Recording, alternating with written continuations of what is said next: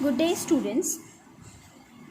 In question number 2 of exercise 5C, we have to find out the pairs which are equivalent fractions,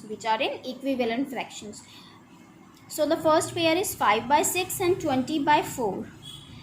5 multiplied by 4 upon 6 multiplied by 4 is equals to 20 by 4.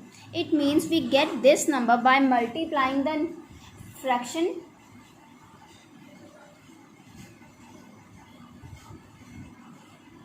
with the same whole number. It means both the given fractions are equivalent fraction. The next pair is 3 by 8 and 5 by and 15 by 40. 3 multiplied by 5 upon 8 multiplied by 5 gives us 15 upon 40. Therefore, 3 by 8 and 15 by 40 are equivalent fractions because we get this number by multiplying the given fraction by a same whole number. The third pair is 4 by 7 and 16 by 21. 4 fours are 16 and 7 threes are 21. You can see that here we are multiplying the numerator with 4 and we are multiplying the denominator by 3. It means both the numbers multiplied by the given fraction are different. Therefore, 4 by 7 and 16 by 21 are not the equivalent fractions. Because for equivalent fractions, we multiply the given fraction by a same whole number. In question number 3, we have to find the equivalent fraction of 3 by 5 having the denominator.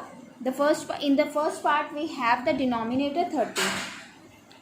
It means firstly we will multiply this given denominator by the denominator of previous fraction, that is 5. 5 6 the 30. It means we will multiply the given fraction by 6 to get the resulting fraction, to get the resulting equivalent fraction. You can see that the numerator is 18 and the fraction is 18 by 30. In its next part, we are given the numerator 24. So again we will divide this numerator by the numerator of previous fraction. 3 8s are 24. It means we will multiply the numerator and denominator of the given fraction by 8 to get its equivalent fraction. Therefore, the denominator we get is 40 and the fraction is 24 by 40. Now coming to exercise 5D.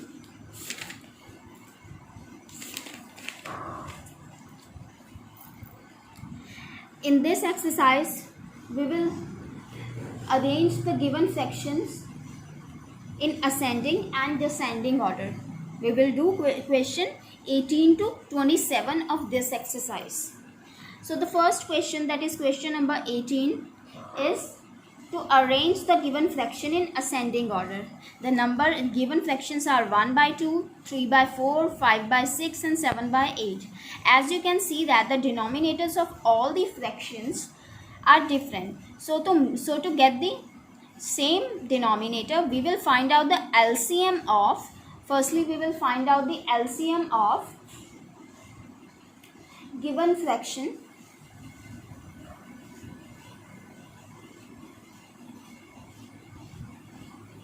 we will find out the LCM of the denominators of given fractions. 2, 4, 6, 8, and we will find out the factors of given denominators, and the LCM is 24. Now we will divide this LCM by these denominators 2, 4, 6, 8 one by one, and the quotient we will multiply this quotient by its previous fraction. When we divide 24 by 2, we get the quotient 12. It means we will multiply both the numerator and denominator of the first fraction by 12 and we will get our resulting fraction. When we divide 24 by 4, the quotient is 6.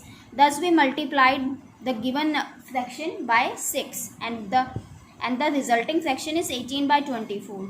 When we divide 24 by 6, the quotient is 4, so we multiply the fraction with 4. When we divide 24 by 8, the quotient is 3.